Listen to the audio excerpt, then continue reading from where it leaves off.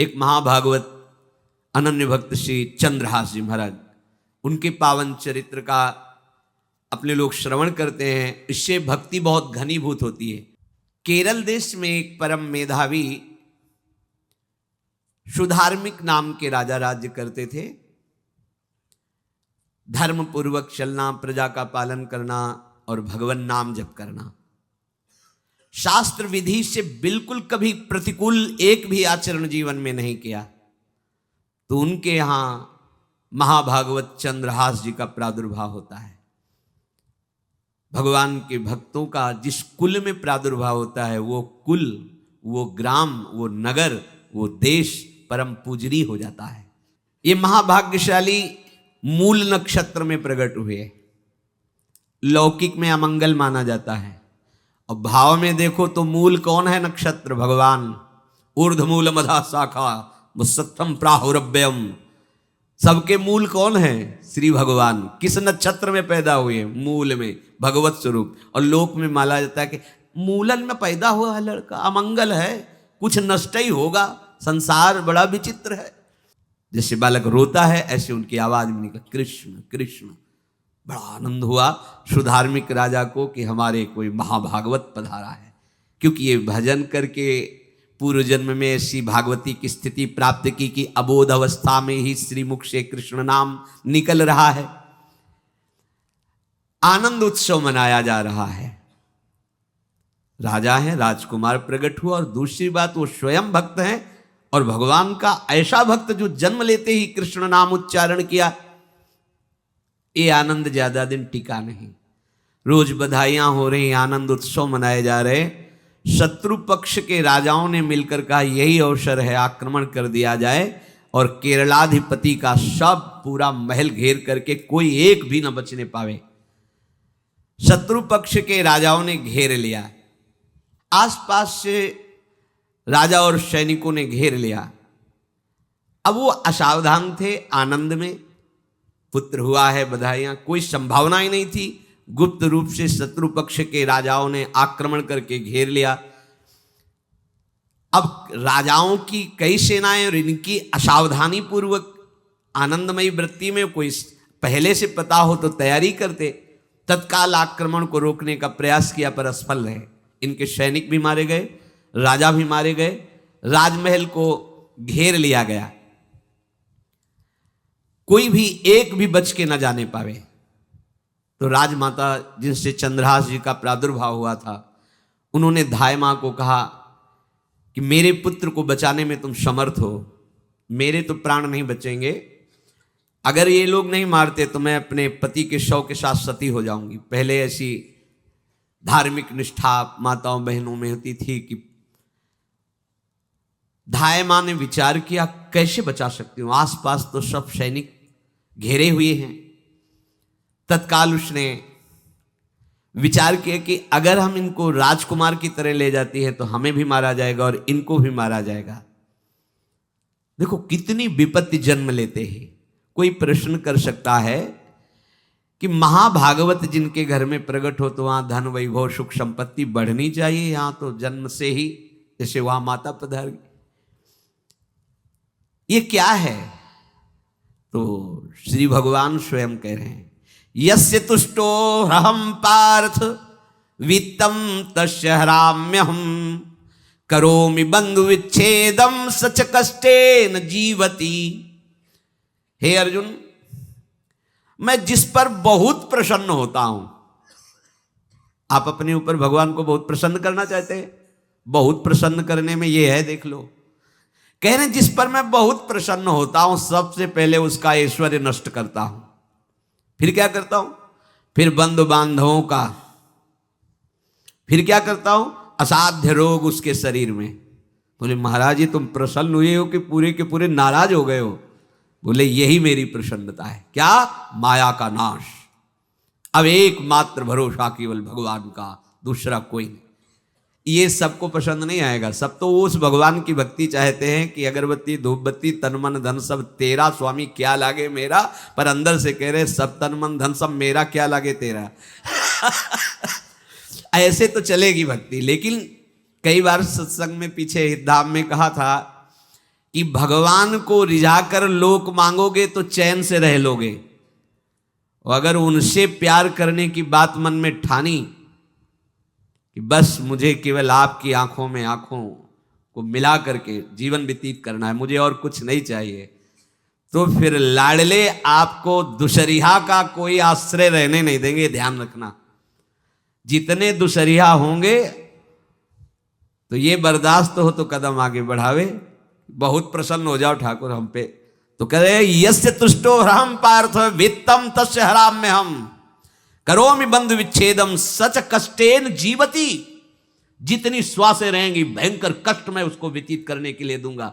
ये दंड नहीं है, ये पुरस्कार है। अनंत जन्मों का हिसाब बराबर करके कहीं इसकी वृत्ति मेरे से हट न जाए, ऐसे घेरे में डाल के अखंड चिंतन करवा के सजयति जयति जग उच्चरे।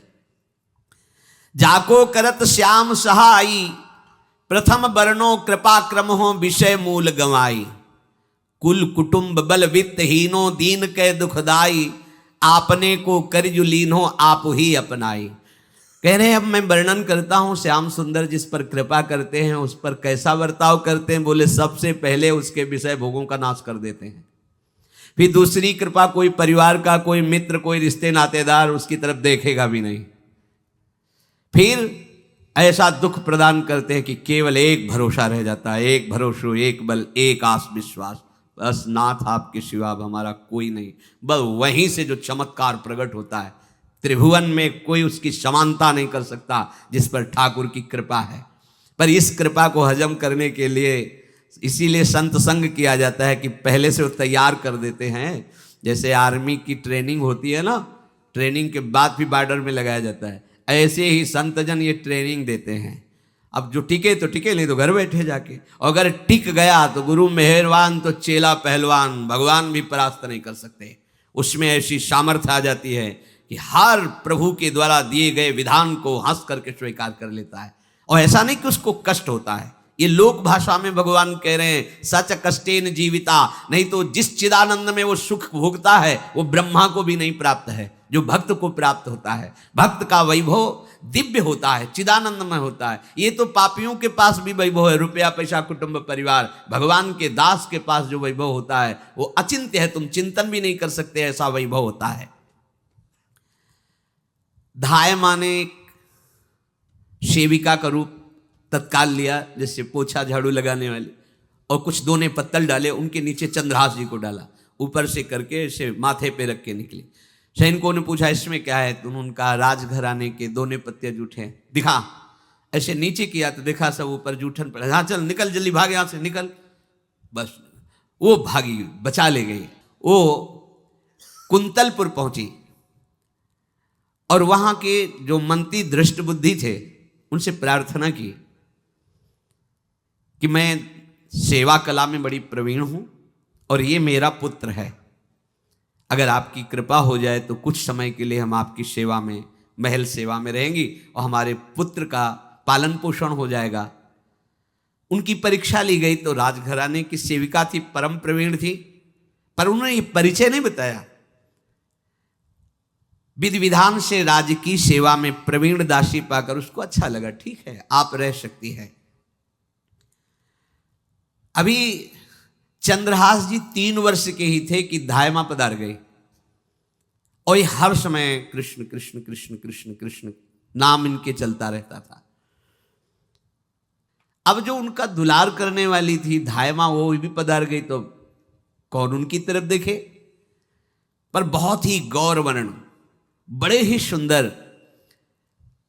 अब वो गलियों में भटकने, निकाल दिया महल से जब धाय माँ मर गई, क्योंकि धाय माँ की सेवा कारण उनको रखा गया था। 3 वर्ष के बालक गलियों में, तो कोई भी माँ देखती उनको तो कोई उनको वस्त्र पहना देती, कोई भोजन करा देती। ऐसे ही भगवान के भक्तों की बड़ी विचित्र लीला होती है। यहां चंद्रहास जी को जो भी माता बहन देखती कुंतलपुर के गलियों में, तो कोई वस्त्र, कोई स्नान करवा देती, कोई काजल लगाती, कोई भोजन पवा देती। परमहंसों जैसा जीवन कट रहा है। कृष्ण कृष्ण कृष्ण कृष्ण। 14 भुवनों में जिनकी अव्याहत गति है, जो सबको देखते रहते हैं, श्री देवर्षि नारद जी। ये कृष्ण कृष्ण बोलता है बालक, और इसका हरि के सिवा कोई नहीं। तो एक दिन एकांत में बैठे हुए थे बालक चंद्रहास जी, नारद जी पधारे हैं, भाई जी से मिले हैं। स्वप्न में कितने महापुरुष मिलते हैं जो भजन ठीक से करते हैं, ये बड़े बड़े महापुरुष आकर के उपदेश करते हैं। ये त्रिकाल सत्य हैं, कोई ऐसा नहीं है कि ये कहानी है, हैं अभी हैं। जहां आप भगवत चिंतन करेंगे तो आपको परिचय बड़े बड़े महापुरुषों का मिलने लगेगा। नारद जी आए तो देखा आंख बंद किए हुए चंद्रहास जी कृष्ण कृष्ण कृष्ण कृष्ण कृष्ण ऐसा उच्चारण कर रहे। त्रिकालज्ञ सर्वज्ञ नारद जी ने देखा कि ओहो, इतना छोटा बालक और कृष्ण कृष्ण बोल रहा है। नारद जी ने स्पर्श किया दुलार करते हुए, सुनो आंख खोलो। आंख खोल के देखा श्री देवर्षि नारद जी। नारद जी ने कहा देखो हम तुमको एक अमोघ वस्तु देते हैं, और एक छोटी सी शालिग्राम की इतनी बड़ी शिवग्रह शालिग्राम का जो वो दिया। बोले धो के पी लेना और दिखा के पा लेना, यही तुम्हारी सेवा पद्धति है। अर्थात स्नान करा दिया और जो तुम्हें मिले इनको अर्पित। तो उन्होंने विचार किया कि धोने के लिए, स्नान कराने के लिए पात्र चाहिए, भोग लगाने के लिए पात्र चाहिए।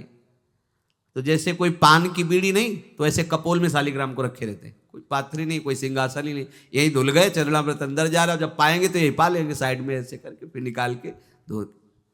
यहाँ कपोल में रखते हैं छोटे से शालिग्राम चंद्रहास जी। और उपदेश किया भगवान के मंत्र का। जब कोई भगवत प्राप्ति के लिए चलता है तो भगवान ही गुरु रूप से प्राप्त होते हैं, वहां तक तुम्हें पहुंचा देते हैं या उन महापुरुष को आपसे मिला देते हैं। जब कोई भगवत प्राप्ति के लिए जहां चलता है तो ये भगवान अपनी तरफ से कृपा करते हैं। ये दृष्ट बुद्धि के जो महल में धायमान ने इनका आश्रय स्वीकार करवाया था, उसके एक पुत्र थे मदन जी, वो बड़े भागवत थे। और एक पुत्री थी जिसका नाम था विषया, वो बड़ी सुंदर थी, अभी छोटी अवस्था की ही थी। मदन जी का स्वभाव था भक्तों को भोजन पवाना। जो भगवत भाव के जन होते हैं उनके हृदय में ऐसा उत्साह होता रहता है कि जो वैष्णव हैं, संत जन हैं, इनको भोजन पवाने का मतलब श्री भगवान को भोजन पवाना। भक्तमाल में भी वर्णन है कि जैसे गर्भवती माँ को आप कुछ भी पवाओ तो बालक की पुष्टता अपने आप होती है, ऐसे संतों के हृदय में भगवान विराजमान प्रगट रूप से हैं। जब हम संतों को भगवत भाव से भोग पवाते हैं तो साक्षात भगवान ही पाते हैं। और मदन थे भगवत भाव के, तो उन्होंने बुलाया बड़े बड़े भक्तों को और ब्राह्मणों को। जब ब्राह्मण और भक्त पा रहे थे तो खेलते खेलते चंद्रहास जी भी वहीं चले गए और उन्होंने भी वहां प्रसाद पाया। अब बड़े बड़े ब्राह्मणों में एक ज्योतिषाचार्य थे।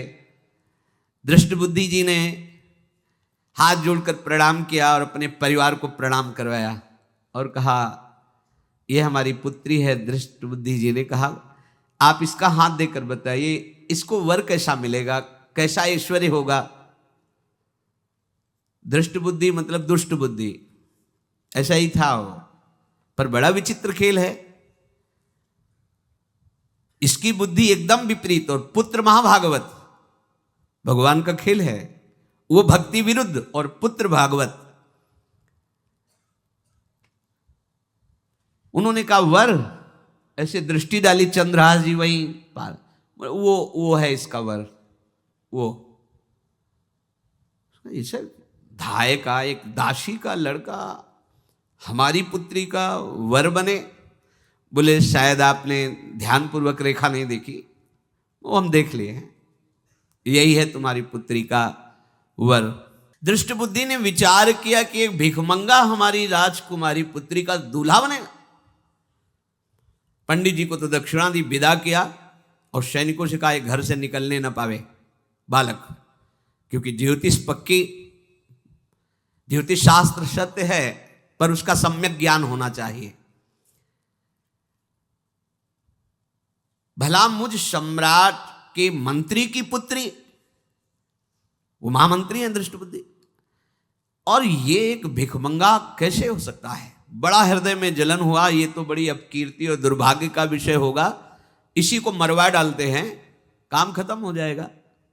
निश्चय किया और जल्लादों को बुलाया और कहा, ये बालक जो पंगत में भोग पा रहा है, इसको ले जाओ और जंगल में मार के, और इसका कोई अंग हमें काट के दिखाओ कि हाँ मार, मतलब पक्का मार देना है। क्योंकि वो इतने सुंदर थे, इतने सुशील थे, इतने प्यारे लगते थे कि कोई भी मारने के लिए तैयार। इसीलिए उसने शर्त रखी, इनका अंग काट करके हमको प्रमाण में दिखाया जाए कि मार दिए गए हैं। चांडालों ने हाथ पकड़ा, चंद्रहास जी को ले गए। चंद्रहास जी का स्पर्श करते हुए उनको ऐसा दुलार होने लगा हृदय में, जैसे मां को अपने बच्चे से दुलार होता है। स्पर्श करते, दरस परस अघनाश, भक्त का स्पर्श ही पापों का नाश कर देता है। वो दो जल्लाद आपस में कहने लगे, भाई जीवन हो गया लोगों को मारते हुए, कभी कोई पुण्य का काम नहीं किया। ये देखो भक्त संग का प्रभाव। इस सुकुमार विशाल नेत्र, कैसा सुंदर बालक जो हमारे चित्त को चुरा रहा है, इस दुष्ट बुद्धि मंत्री ने आदेश किया मारने का, भला इससे क्या बिगाड़ा इनका, क्यों मारना चाहता है। देखो वैसे तो महापापी है ही हैं, क्योंकि जल्लाद घर में जन्मे हैं, पूर्व जन्म के पापों के अनुसार इस जन्म में न जाने कितनों को हमने काटा है। पर पता नहीं क्या हो रहा है, मेरे हृदय में ऐसी हिम्मत नहीं आ रही कि इस बालक को मैं मार सकूं। दूसरे ने कहा, फिर अगर उसको तुम नहीं मारोगे तो तुम मारे जाओगे, कुछ तो करना पड़ेगा। नहीं नहीं, इस छोटे से बालक से क्या किसी को नुकसान। एकांत जंगल में ले गए और कहा, तुम जानते हो हम तुम्हें किस लिए बुलाए हैं। चंद्रहास जी बालक थे, 5 वर्ष की आयु अब हो गई थी। तो उनका, मुझे पता नहीं कि आप क्यों लाए हैं। बोले, हम जल्लाद हैं, तुम्हें मारने का हुक्म दृष्ट बुद्धि ने दिया है, मारना तो पड़ेगा ही तुम्हें। हमारी इच्छा नहीं कि मारें, पर हम तुम्हें अंतिम बात पूछते हैं, तुम्हें कुछ भी पसंद हो, कुछ भी, तो तुम कहो, हम तुम्हारे लिए ला के देंगे, जो तुम्हें चाहिए बोलो, पर हमें वध करना पड़ेगा तुम्हारा। तो उनका, मुझे कुछ और नहीं चाहिए, बस थोड़ा सा समय चाहिए। यदि आप मारना ही चाहते हो तो थोड़ा हमारी पूजा है, हम कर ले, इसके बाद मार लीजिए। आपको तो बल है, अस्त्र हैं, मैं तो बालक हूं। उनका, हाँ हम तुम्हें समय देते, तुम किसी को पुकार भी सकते हो, जो तुम करना चाहो कर सकते हो। चंद्रहास जी का, मुझे मृत्यु का भय नहीं, बस कुछ समय दे दे। पूरा महाभारत हो गया था, टिटिहरी के अंडे नहीं फूटे थे।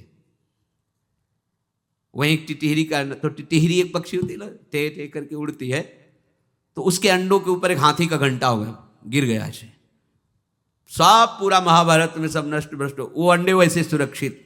तो जो प्रभु भारत युद्ध में राखे भरुही अंड, सोई मुंह को राखे जो राखत ब्रह्मांड।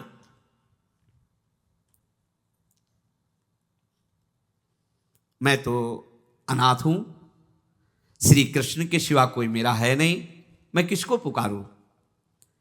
मेरा आश्रय तो एकमात्र वही प्रभु हैं। और निकाला शालिग्राम, यही सिंहासन है शालिग्राम का। भगवान के भक्तों की अपार महिमा है। क्या सेवा, वहां कोई पंचपात्र गंगा जल ये सब थोड़ी है, लेकर बस आंसुओं से अभिषिक्त कर रहे हैं। प्रभु मुझे तो कोई ज्ञान नहीं कि आपकी सेवा कैसे की जाती, मैं तो अपने मुख में ही आपको रखता हूं। अब मेरे जीवन का अंत होने जा रहा है, बस मैं यही प्रार्थना करता हूं कि मैं आपके ही समीप पहुंचूं, आपका ही स्मरण करूं, आपसे कभी विलग न हूं, एक भी वृत्ति आपसे कभी विलग न जाए। श्याम सुंदर मुरली मनोहर ललित त्रिभंगी, ध्यान करते हुए आंख खोली और इशारा किया, काट दो मुझे।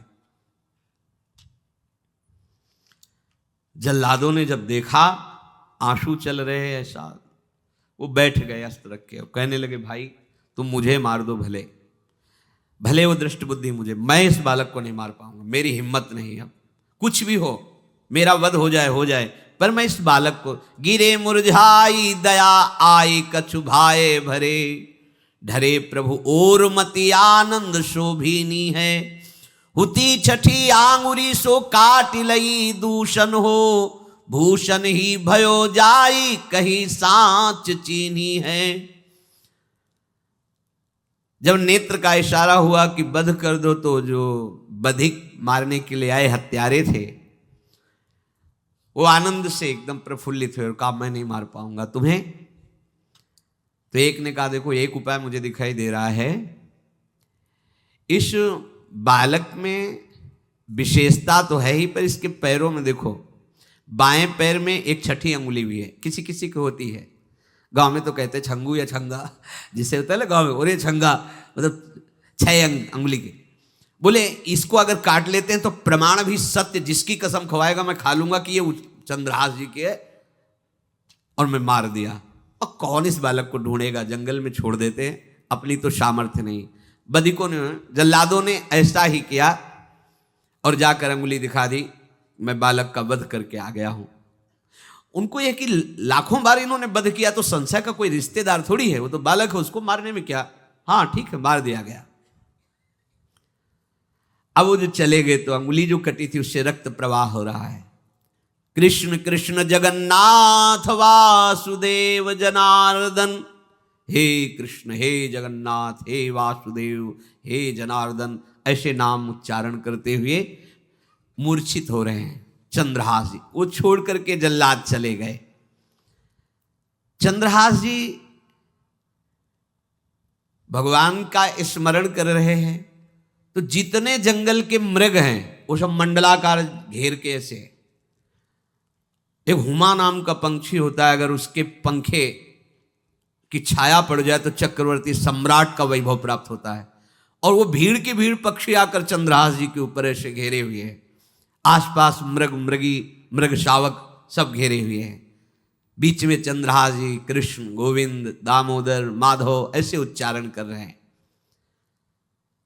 जो भगवान के चिंतन में मगन रहना अपना स्वभाव बना लेता है, तो देखो ऐसे हत्यारों के हृदय में भी दया गई, क्योंकि दया समुद्र भगवान का स्मरण जो करते हैं उनमें ऐसी महामहिम दिव्यता आ जाती है।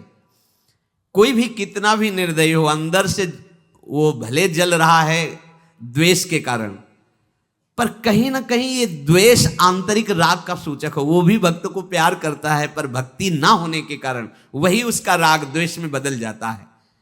कोई भी हो, अंदर से जब भक्त के प्रति जलन पैदा करता है तो उसमें मूल होता है भक्त की महिमा, भक्त का महत्व, पर उसे ना प्राप्त, जैसे कहते हैं कि वो अंगूर खट्टे हैं और हट नहीं प्राप्त कर पाए तो अंगूर खट्टे हैं। बकाया महत्व सब के अंदर होता है। दुष्ट से भी दुष्ट के अंदर भगवान के भक्तों का महत्व होता है, क्योंकि सबके हृदय में भगवान विराजमान है।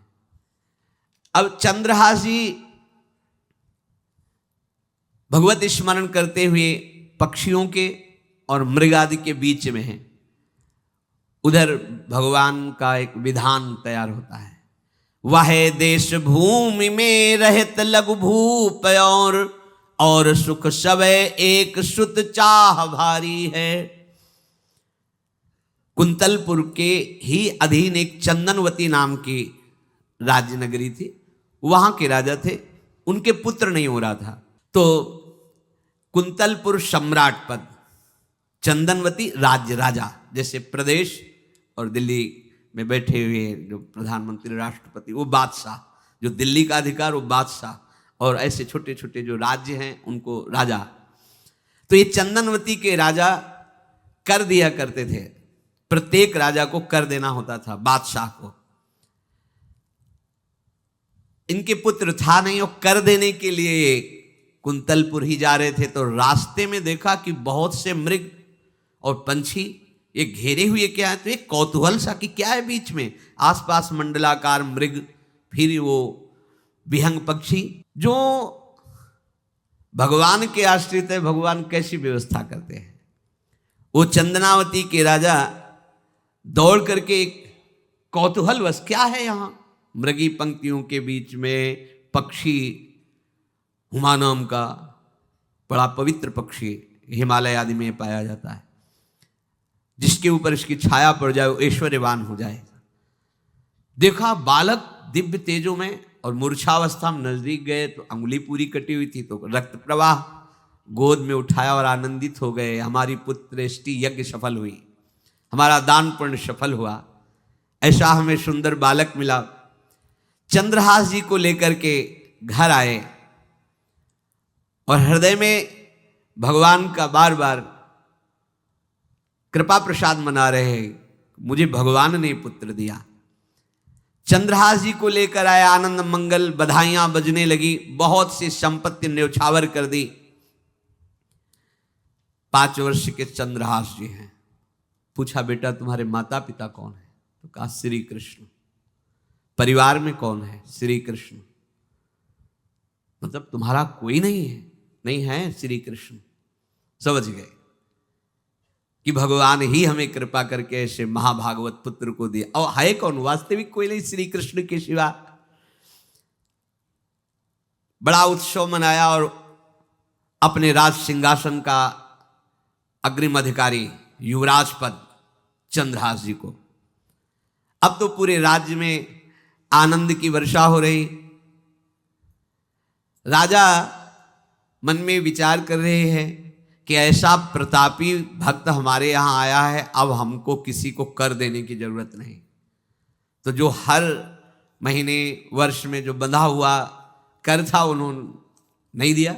1 बार 2 बार 3 बार जब कर नहीं पहुंचा तो सम्राट ने आदेश किया मंत्री को कि चंदनावती से कराना बंद हो गया है। क्या बात है? यदि वो अहंकार से युक्त हो तो आक्रमण करके नष्ट करो, यदि समस्या है तो उसका सहयोग करो। बादशाह के आदेश से वहां दृष्ट बुद्धि पहुंचे तो युवराज पद पर चंद्रहास जी विराज, जिनको मारने के लिए जल्लादों के हाथ में दे दिया था। पूरे पूर्वासी ऐसा प्रभाव चंद्रहास जी का है कि सब कृष्ण भजन करते हैं, सब आनंद में मगन रहते हैं। चंद्रहास जी थोड़ा सयाने हो गए थे तो पूर्ववासियों को उपदेश देते, 1 बार हमारे राज्य में भोजन पाया जाएगा 24 घंटे में, और सबके घरों से आरती की शंखनाद घंटानाद सुनाई देना चाहिए। सबके यहाँ शाम के रोज नाम कीर्तन और भगवत कथा होनी चाहिए, क्योंकि आयुष्यम चपलम तादृक जल बुद्बुद सन्निभम चिंतयध्वम जनामूढ़ा माधवम वर्षम सुस्थिरम। भाइयों, ये आयु बड़ी चंचल है, कब शरीर छूट जाए पता नहीं, पानी का बुलबुला कब फूट जाए कोई पता नहीं। इसलिए माधव श्री कृष्ण का नाम कीर्तन, उनकी आरती पूजा, उनका ध्यान और 1 टाइम भोजन पूरे नगर में। अब सोचो कितना भक्ति का प्रभाव होता है। पूरा नगर में हर घर में आरती पूजा कीर्तन। चक्रवर्ती सम्राट के लक्षण स्वाभाविक चंद्रहास जी में प्रकट होते थे। अब दृष्ट बुद्धि जब वहां गया, देखा युवराज पद पर, पहचाना कि वही बालक है, ये तो चंद्रहास है, क्योंकि काफी समय तो महल में ही रहे थे दाई मां के साथ और अच्छे से पहचान थी। अब उन्होंने विचार किया कि ये तो बहुत अनिष्ट हो गया, हमने तो मारना निश्चित किया था और जल्लादों ने इसको छोड़ दिया और अब तो ये राजा का राजकुमार बन गया। तो राजा से कहा कि पहली बात, युवराज पद पर बैठालने के पहले तुम्हें सम्राट को सूचना देनी चाहिए थी। दूसरी बात, अभी तक तुमने कर नहीं दिया। जानते हो कि अगर सम्राट का भाव बदल गया तो 1 क्षण में तुम्हारे राज्य को नष्ट कर दिया जाएगा। तो राजा ने हाथ जोड़कर चंदनावती के राजा ने कहा, महाराज आप ही अब हमारी रक्षा कर सकते हो। तो उसकी दृष्टि चंद्रहास पर थी, इसको मरवाना है, क्योंकि पंडित ने बताया था यही पति बनेगा।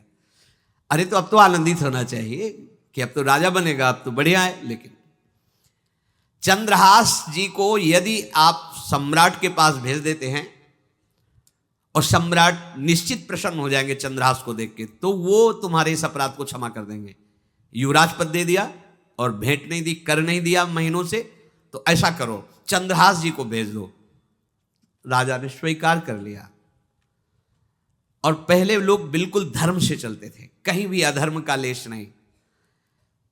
एक चिट्ठी लिखी दृष्ट बुद्धि ने और चंद्रहास जी से कहा खोल के पढ़ना नहीं, मेरे पुत्र मदन को देना जाके, और मदन तुम्हें फिर आगे का कार्य सम्राट से मिलाना, माफी करवा देना, ये सब करवा देगा, पर ये चिट्ठी तुम रास्ते में खोल के नहीं देखना। और वैसे भी किसी का पत्र खोल के देखने का धर्म नहीं कहता। अगर कोई पत्र दे तो ये नहीं कि इसमें क्या लिखा है, नहीं, या तो हिम्मत नहीं है, इतनी धैर्य नहीं है तो मत लो, अगर धैर्य है तो हाथ में लेकर जहां तक पहुंचाना है वहां तक पहुंचा दो, नहीं तो वो कार्य ही मत लो। ये अधर्म है कि आप बीच में उसको खोलकर पढ़े। पहले लोग बहुत धर्मात्मा होते थे, एक एक बात धर्मयुक्त होती थी। चंद्रहास जी को चिट्ठी दी, चंद्रहास जी ने पत्र को अपनी पाग में खोस लिया और कुंतलपुर के लिए चले। अब इनका किशोर अवस्था में प्रवेश हो चुका था। एक सुंदर कुंतलपुर के बाहरी रमणीय बगीचा था, वृक्ष बहुत सुंदर सुंदर, पुष्प वाटिका भी बड़ा मनोरम लगा। घोड़ा बांध दिया वृक्ष में और पहले सरोवर का बड़ा निर्मल जल होता, जल पिया, हाथ मुंह धोया, थोड़ी देर भगवान का ध्यान करते रहे वृक्ष के नीचे और फिर लेट गए तो नींद आ गई। भगवान बड़े कृपालु हैं। जो भगवद आश्रित होता है त्रिभुवन में कोई उसका अमंगल नहीं कर सकता। अपनी सहेलियों के साथ दृष्ट बुद्धि की वही राजकुमारी जिसके साथ इनका ज्योतिषाचार्य ने कहा था यही पति होगा, वो अपनी बहुत सी समान वयस्क अवस्था की जो किशोरियां थी उनके साथ वो, और ये राजवाटिका थी, इसमें घूमने के लिए आई। तो घोड़ा देखा तो उसने कहा यहां किसी का घोड़ा कैसे आ सकता है?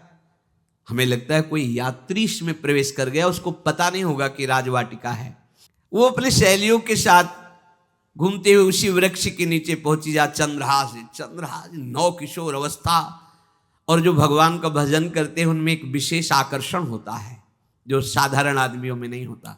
वो कैसा भी रूप हो उससे मतलब आकर्षण होता है, ऐसा लगता है इनके समीप बैठे रहे, इनको देखते रहे, इनकी बातें सुनते रहे, उनमें भगवत आकर्षण होता है। आंख मुंदी हुई शोर है, देखते ही पूर्व विधान के अनुसार उसका चित्त लुट गया। इतना सुंदर नौ किशोर अवस्था। आसपास देखा तो सखियां खेलने में लगी थी। पाग में एक चिट्ठी सी दिखाई दी तो झुक करके चुपचाप ऐसे नौ किशोर अवस्था में चंचलता भी होती है। चिट्ठी खोल करके देखा तो वैसे ही रूप माधुरी में आसक्त हो गई थी। पूर्व संस्कार से आकर्षण भी हुआ। इसने संस्कृत में लिखा था विस्मस्मयी प्रदातव्यम त्वया मदन शत्रवे कार्या कार्यम न द्रष्टव्यम कर्तव्यम खलु में प्रियम। मदन पुत्र उनके नाम था मदन। अय मदन, बिना कुछ विचार किए इसको विष दे देना जाते ही। क्या उचित है क्या अनुचित ये तुम्हें नहीं सोचना, मेरा प्रिय करना, मेरे आदेश का पालन, जाते ही से विष दे देना। पत्र उसने देखा वो पिताजी की बुद्धि खराब हो गई। ऐसे सुंदर नव किशोर को विष देने की बात लिख दी। अब उसे बड़ा दुख हुआ कि पहली ही दृष्टि में, अभी तो इन्होंने आंख खोल के हमें देखा ही नहीं, और इनको इस सोई हुई मुद्रा में देख करके मेरे प्राण समर्पित हो गए, मेरा चित्त समर्पित हो गया। चलो, जब मेरी सखियों के नाम पुकारे जाते हेमलता शशिकला आदि, तो मुझे चुभता था कि मेरा नाम पिताजी ने विषया क्यों रखा है। आज सार्थक हो गया, मेरा नाम सार्थक हो गया। काजल लगाई हुई थी, एक सीख से ऐसे काजल लिया, और एक संस्कृत में आ बनता है ऐसा, ऐसे बस ऐसे कर दो तो विषया हो गया। अब उसका अर्थ बदल गया। हे मदन, उचित अनुचित का विचार छोड़कर जाते ही इसे विषया प्रदान कर दो, ये मेरा प्रिय कार्य होगा। विषया पुत्री भगवान है, जैसी हो बहुतव्यता तैसी बने सहाय, आप ना आवे आप परताई तहां ले जाए। तो ओ पत्र वही खोस दिया, और ये सुख हुआ कि तो जाएंगे भाई के पास ही ना, तो घर में ही तो जाएंगे, वहां इनकी इस प्रसन्न मुद्रा में बातचीत करते हुए मैं इनको देखूंगी। ये भगवान का विधान होता है। चंद्रहास जी उठे और पूछते हुए मंत्री के घर पहुंचे, और मदन ने देवी की चंदनावती से पिताजी ने इनको भेजा है, ये वहाँ के राजकुमार हैं, हृदय से लगाया। चंद्रहास जी ने कहा आपके पिता ने पत्र दिया है। उन्होंने पत्र पढ़ा, विषमस्मयी तो विषयास्मयी, विषय तुरंत बिना विचार किए ब्याह कर दो, दे दो, क्योंकि लिखा है प्रदातव्यम त्वया मदन, अभी इसी क्षण जहां ये पत्र मिले, उनका जो आ गया सुबह शीघ्र शुभम शीघ्र, बुलाओ पंडित को। पंडित ने कहा भगवान की कृपा से अगला मुहूर्त है, बिल्कुल ये ब्याह का पक्का मुहूर्त है। अब तो राजघराने तत्काल व्यवस्था हुई। अब वो तो पहले ही मोहित हो चुकी थी देख के विषया जी। तत्काल दुल्हन रूप उनको सजाया गया, इनको दूल्हा रूप सजाया गया। पंडित शुरू कर दिए गणानंतो गणपति को, ब्याह हो गया। अब जब ब्याह यहाँ खूब धूमधाम से हो गया तो दृष्ट बुद्धि ने सोचा कि काम हो गया होगा, विष दे दिया होगा, मर अब हम जाके संभाल लेंगे, क्योंकि राजकुमार है, कैसे विष दिया कौन दिया, तो इस बात को हम संभाल लेंगे। जब वहाँ घर है तो पूरे नगर में सजावट हुई थी। बोले भैया सजावट का है कि? बोले महाराज आपके ही आदेश से तो है, आपने दूल्हा भेजा था। और दूल्हा भेजा, ब्याह किसने कब कहा ऐसा? बोले वो तो मदन के पास चिट्ठी रखी है। अब घर गए, मदन को बोला, बोले तुम्हारी बुद्धि मारी गई क्या? हमने पत्र में लिखा था। दिखा दिया, लिखा था हमने विष, इसमें विषया कैसे लिख गया?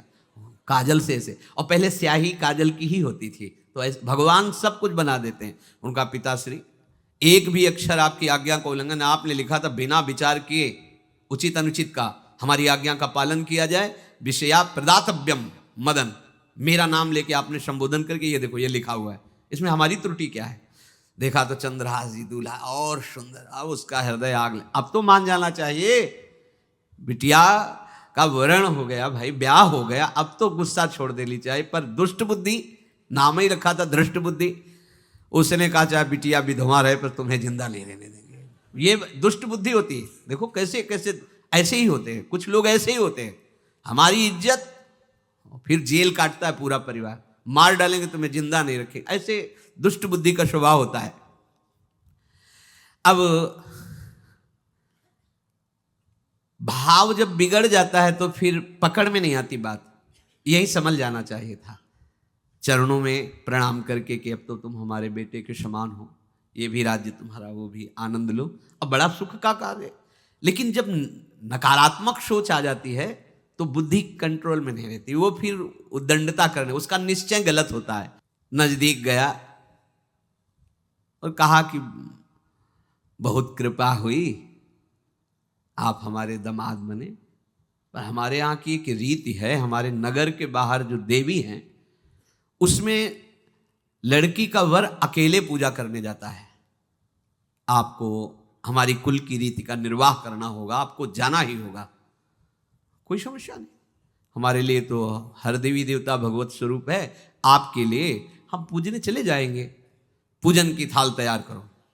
और उधर कई बलवान सैनिकों को भेजा, देवी पूजने जो आ रहा है तत्काल उसे काट देना, किसी भी तरह बचना नहीं चाहिए, नहीं तुम सब मारे जाओगे। जो आदेश देवी मंदिर में सैनिकों को लगा दिया, जो आवे तत्काल मार देना, क्योंकि अब भेज ही रहे ना, तो नाम नहीं लिया, कहा जो आवे तत्काल मार देना, मेरा आदेश अगर बचा तो मैं तुम्हें मार दूंगा। उन राज सैनिकों ने जो बधिक स्वभाव के थे पहले से वहां लग गए। बड़ा विचित्र भगवान का खेल है। वहां के चक्रवर्ती सम्राट जो थे, बड़े बड़े विद्वान और ऋषियों से बातचीत कर रहे थे। उन्होंने कहा महाराज अब आपका राज सिंहासन पर बैठना राज्य के लिए अमंगल होगा, ऐसा समय आ रहा है। इस समय यदि चंद्रहास जी को सम्राट पद पर बैठा दिया जाएगा तो आगे अकाल नहीं पड़ेगा और बड़ा मंगल होता चला जाएगा। ये मुहूर्त आपका राज सिंहासन पर से हटने का है, तो उनका प्रजा का मंगल हो और देश का मंगल हो, इसलिए हम बिल्कुल। मदन वहीं बैठे हुए थे। सचिव ने कहा तुरंत जाओ और जो तुम्हारे बहनोई बने हुए हैं चंद्रहास जी को लाओ। तो भागे। तो जो और सैनिक राज सैनिक थे, पूछा किधर जा रहे हो? बोले वो अपने बहनोई चंद्रहास जी। बोले वो तो देवी पूजा के लिए गए। तो घर में जाके वो सीधे आगे बढ़े, तो जा ही रहे थे थाल सजा कर देवी।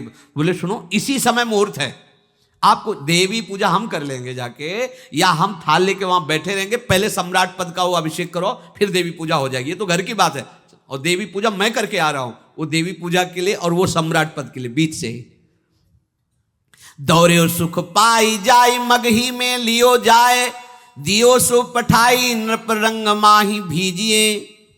अब जो सम्राट थे तो बहुत आनंदित हो गए, क्योंकि भगवान का भक्त तेजस्वी और बलवान शूरवीर योद्धा जो सम्राट पद पर बैठेगा तो अकाल नहीं पड़ेगा, सुख की सब प्रजा को वृत्ति प्राप्त होगी, बड़े आनंदित होकर इनका सम्राट पद पर अभिषेक हो रहा है।